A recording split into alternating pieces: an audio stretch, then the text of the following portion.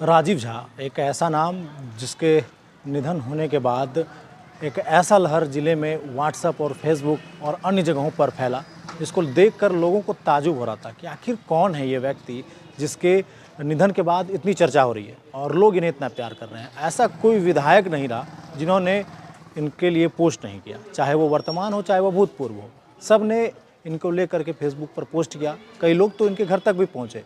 जब इनके बारे में खबर निकल कर सामने आई कि अचानक बीते मंगलवार को कई दिनों से वो बीमार चल रहे थे और अचानक खबर निकल कर आई कि इनका जो है कि निधन हो गया है, उसके बाद से ज़िले में सभी लोगों के चेहरे पर, सभी लोगों के दिलों पर एक अलग सी मायूसी जो है वो देखने को मिल रहा था। लोग ये सोच रहे थे कि आखिर कैसे ये हो भी गया, क्योंकि जो लोग इनसे प्यार करते थे, जो लोग इनको जानते थे, वो इनके व्यवहार से परिचित थे। उनके दिलों में कहीं ना कहीं ये ठेस थी कि जिस तरीके से हॉस्पिटल पहुंचने के बाद राजीव झा यानी कि वो शख्स जो उनके लिए नंगे पैर दौड़े पड़ते थे, वो अब नहीं है उनके बीच में। बाबा के नाम से पूरे सदर अस्पताल में ये प्रचलित थे और लोगों की जुबानी वो दर्शाती है कि किस तरीके से लोग इन्हें प्यार करते थे, प्रेम करते थे। बाकी इसको लेकर के आज गांधी मैदान में एक शाम उनके नाम शोक सभा का आयोजित किया गया, जिनमें से कई लोग पहुंचे हुए हैं और अभी तक लोग आ रहे हैं। इसको लेकर के यहाँ पर उपस्थित लोग क्या कुछ कहते हैं, आइए आपको सुनवाते हैं। बाबा मेरे लिए असल मायने में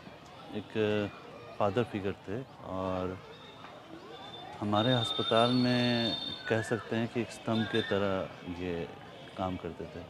हम लोग उनको वोकल एनेस्थेटिस्ट भी कहते थे, क्योंकि वो एक बार जब बोलते थे तो सभी लोग, चाहे जितने भी लोग हों, उनको थोड़ा रुकना ज़रूर पड़ता था। उनका आवाज़ इतना बुलंद था कि आज तक हमको नहीं लगता है कि कहीं भी ऐसे व्यक्तित्व के आदमी को हमने मिला है। बाबा हमारे लिए तो हम बचपन से उनको जानते थे, क्योंकि सुंदर पहाड़ी हॉस्पिटल मेरा गांव भी उधर ही है, तो उनको हॉस्पिटल से देख रहा हूँ। और आज जब मेरा पोस्टिंग हुआ सदर हॉस्पिटल, तो वहाँ पर भी वो मेरे साथ ही रहे। मेरे लिए तो वो एक ढाल की तरह थे। हर हमेशा कुछ भी होता था तो पहले वो हमको राय के साथ साथ ये भी बताते थे कि क्या करना है, क्या नहीं करना है। आज हमको खुद ये बता के ख़राब लग रहा है कि आज वो हमारे पास नहीं है, और मेरे लिए तो बहुत ही ज़्यादा अफसोस का विषय है कि हम अब व्यक्त नहीं कर पा रहे हैं कि इसको शब्दों में बयां। नहीं है सर, तो कितनी कमी उनकी खलेगी?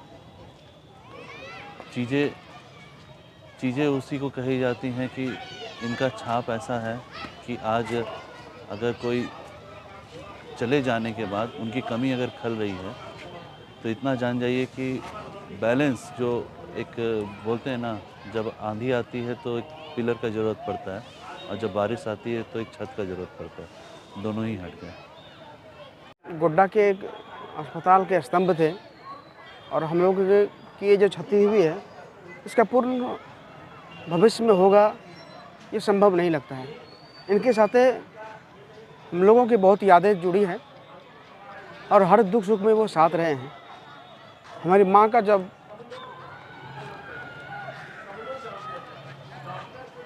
अटैक हुआ था तो बोले थे मुझे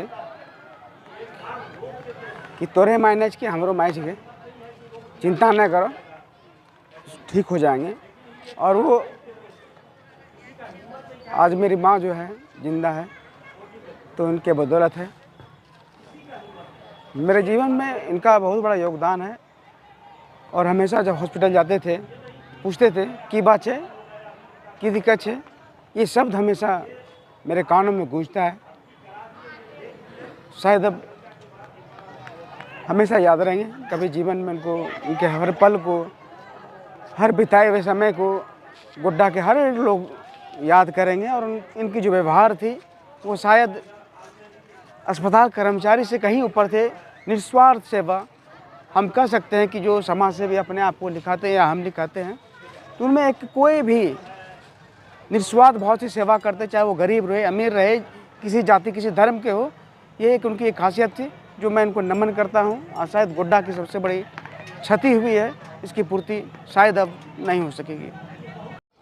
बाबा जो अस्पताल में कार्यरत थे, इस दुनिया में नहीं हैं, आपके साथ कैसा उनका संबंध में कुछ ऐसे पल आप बताना चाहेंगे कि कुछ ऐसा पल था जो आपने उनके साथ बिताया?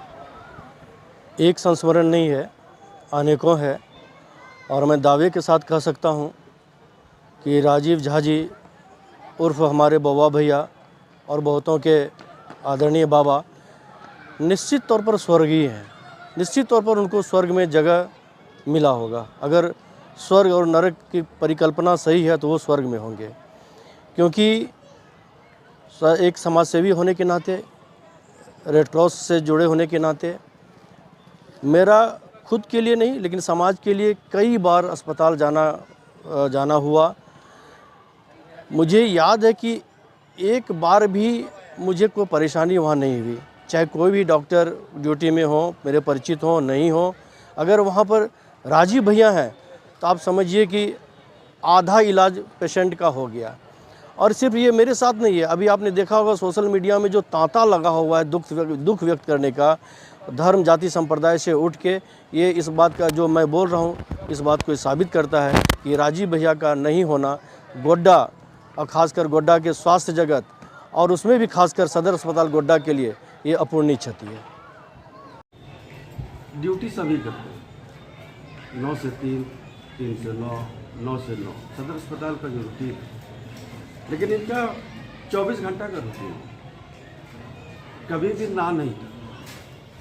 इधर एक छोटी सी घटना जो कुछ दिन पहले की थी, घटना एक्चुअली बड़ी थी लेकिन कुछ दिन पहले की थी, लगभग 8:30 बज रहा था सुबह, और एक एक्सीडेंट यहाँ पर खटने के पास हुआ था। एक बोलेरो और एक स्कूटी में हुआ था, जिसमें एक टीचर थी, बाद में उनकी मौत हो गई, और एक बाराती गाड़ी थी, उसमें भी 2 व्यक्ति की मौत हो गई। हमने इनको फ़ोन किया कि बाबा कहाँ है, तो बोलेगा कि अखनी नाहल जा रहे छो, पूजा करी हॉस्पिटल आ।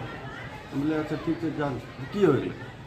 हम बोले एक तो घटना से बड़ा 8-10 घायल थे, हम तुरंत आवे एगो 8-10 तो वहाँ कहाँ रहते हैं हमारे नरबर। और सही बात ये था कि जो उधर का जो रूम था, जो ड्रेसिंग रूम था, उसमें एक पेशेंट पहले से एक बूढ़ी औरत थी, इसके साथ मारपीट हुआ था, और उतना बड़ा कमरा इन्हीं का था जिसमें 4-5 पेशेंट को रख करके उनका सब कुछ किया जा सकता था। तो ऐसी ये पहली घटना नहीं थी। जहाँ पर भी कोई बड़ी घटना घटती थी, कहीं गोलीकांड हो गया है या फिर कहीं पर बड़ी एक्सीडेंट हो गई है और हम इनको फ़ोन करते थे, तो ये वहाँ पर अपना जितना भी इनका ताकत था ये लगा देते थे। और एक सबसे बड़ी बात ये थी कि इनके साथ में जो ओटी में काम करने वाला लड़का था, जो प्रशिक्षण ले रहा था या जो उनके साथ में रहता था, वो इनकी बात को नहीं होता। अगर वो रात को भी कह दिए तो कोई मोतिया से, तो कोई कौड़ी दयार से, जो जहाँ पर रहता था वहाँ से वो आ जाता था, क्योंकि पता है कि अगर बाबा बोले हैं तो मामला ज़रूर सीरियस होगा या फिर कुछ वैसा होगा। और सच ये था कि बाबा थे तो सदर अस्पताल में एक भरोसा था, विश्वास था। हम लोग कहीं भी रहते थे, फ़ोन कर दिए पेशेंट को भी या जो भी आदमी थे, आप ही लोग के बीच के बहुत ऐसे थे जो फ़ोन करते थे, तो खाली इतना ही बोलते थे कि एक बार बाबा के पास चले जाइए ना, 73 नंबर हो जाएगा, और हो जाता था। और यही नहीं था कि एक बार से पेशेंट को अंदर कर दिए, उनका जब तक हो सकता था वो करते थे।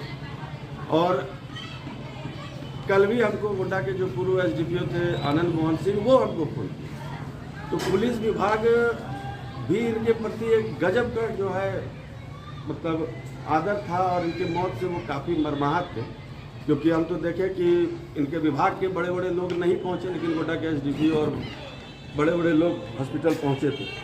तो एक सबसे बड़ा चीज़ ये था कि आदमी की आवाज़ में थोड़ा सा गुस्सापन दिखता था, गुस्साते थे, लेकिन दिल का बहुत नर्म आदमी था।